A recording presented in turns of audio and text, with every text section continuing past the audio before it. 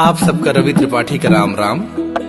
पाती ई स्वर्गीय आद्या प्रसाद उन्मत्त जी का एक अमर अवधि रचना है और चिट्ठी पत्री के जमाने में पाती का अपन एक अलगे महत्व रहा। तो ई पाती में यह है कि एक सैनिक युद्ध के मैदान में डटा है, बहुत दिन से घर नहीं आया है और यहाँ गांव में होकर मेहरारू अपने दो लड़का और माई के साथे अपने मन सेधु यानी वो जवान का याद कर दिया है और चिट्ठी लिख दिया है और चिट्ठी में पूरे गांव के हाल समाचार है। तो आओ सुने कि चिट्ठी में का है। पाती श्री पत्री लिखा यहाँ से जेठू रामलाल नन घुट्टू के।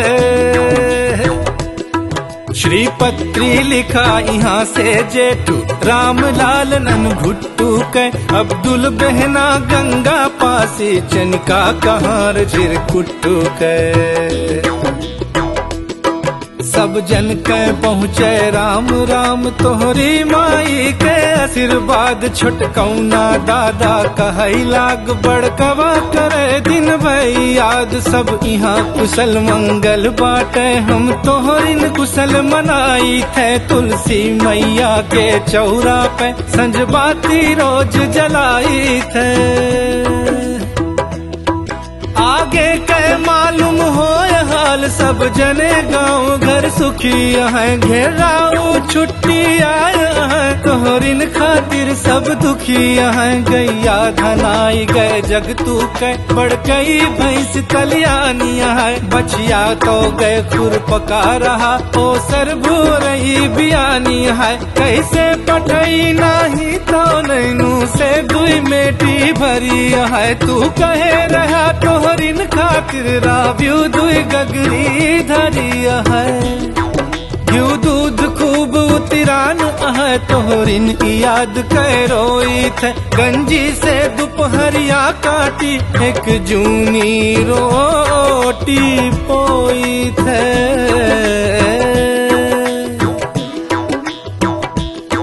श्री पत्री लिखा यहाँ से जेठू रामलाल नन घुट्टू के। अब्दुल बहना गंगा पासी चनका कहार चिरकुट्टू के।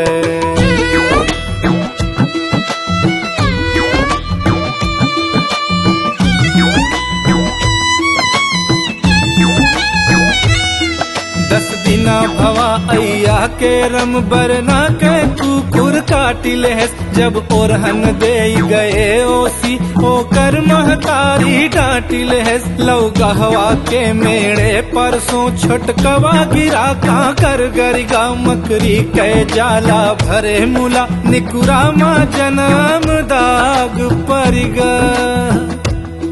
मर गए रतन सुमारी मंगर का सरग सिधाई गए।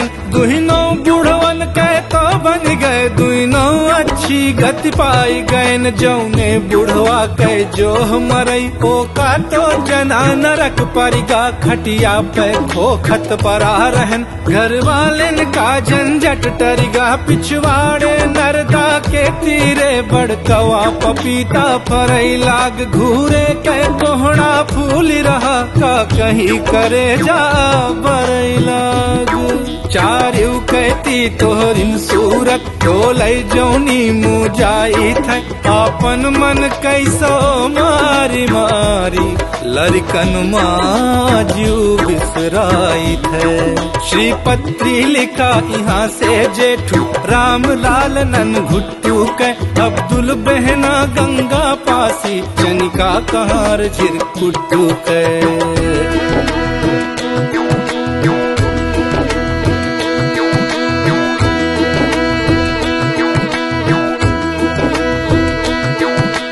भया बेदर्दी तोहरे चरणन की माटी का तरस गए। दर्शन का के पूछे तोहरी चिट्ठी पाती का तरस गए। झूठे इतना सब कहत रहा जीते जीवस बिसराई देहा। लड़कन के मया न बात तोहरे आपन खबरू तक नाही दिहा। मुलहड़ बड़ाई के भाग्या जिन नाही तो तोहका दुख है। देशवा की खातिर लड़त इतने हमका संतोष है। बाछड़ी लड़ाई दुश्मन से कुल गली गांव माँ चर्चा बात स्वाप अपने विपत्ति परी कुल ठाव ठाव माँ चर्चा बा।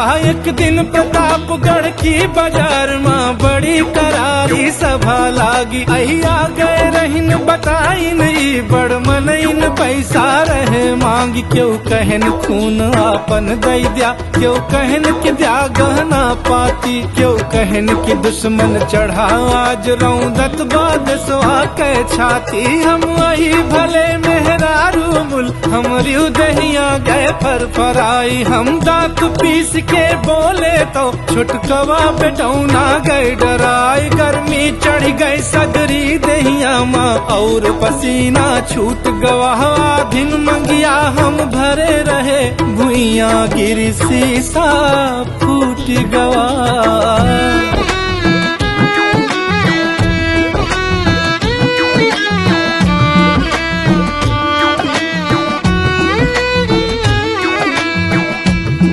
हमरी आँखी के माचू आज तोहका लड़कन के कसम है। अपनी माई के दूध और अपने पुरखन के कसम है। आगे जो गोड़ बढ़ाया तो पीछे जिनुआ अपन आँख के हा। हम राण होब तो होई दिहा कर कौनो जिनु माख के हा। हम तोहरे नौना रटत रटत तोहरे लड़कन का से लेब कौनो सूरत बूढ़त बाढ़त हम आपन नैया खेलेब। मुल जौने दिन ताना पौबे हम कुआं इनारा खाही लेब। तोहरे नौना के गारी सुन हम गढ़ही तारा थाही लेब।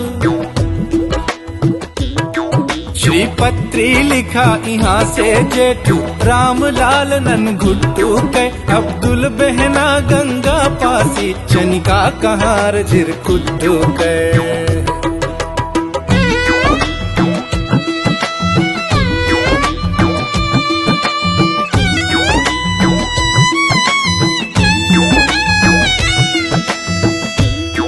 चैतू काका के बड़का बेटवा जौन फौज माँ गवा रहा। छुट्टी आवा ओढ़र कई के ओकरे कुछ ना भवा रहा। जब तलुक रहा कुल डेबरा भई बस ओकरे पीछे लागी गवा। उबियान ताना मारी सब एक दिन चुप्पे से भागी गवा। सब कहन कि सरऊ अब तक तो बस बैठे बैठे खात रहा। कुल त्यू अकड़िन के चलत रहा गदहा असलदा देखात रहा। जब काम परा तो कायर रस छुट्टी ले घरे सिधाई देहा। महतारी की कोखिया हो कुल गौना में दाग लगाई देहा। जल्दी भागा नहीं तो खुरपा लाल करब औ दागी देब औ जौन सजा हो ये हम अपने गवर्नमेंट से मांगी लेब।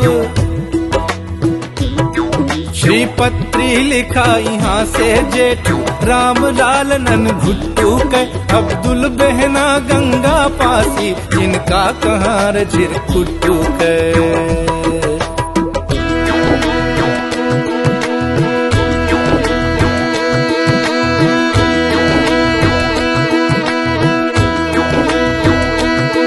संझा भई तपता के बैठा सब तोहरे चर्चा खोला थी। कुछ बड़ा बहादुर कहीं मुला कुछ तब काही बोला थी। चाहे तू हमरी मंगिया के गीले सिंदूर पुछवाई देहा। मुल बैरी आँखी से देखा ओ काचिन बच के जाई देहा। जीते जीव अपने पुरखन के माथे पे दाग लगाया। जिन जब तक दुश्मन ना भाग जाए तू घरे लौट के आया। जिन अब आइयो कैसनेस सुनिला उनहू कै कोखिया बरतिया है। उनहू कै रोवत रात दिना तोहरे बिन अखिया झरतिया है। मुल कहतिया है बेटवा हमार जौरन जीते तो धन हो। धरती माता की खातिर जो जूझत बीते तो धन्य हो।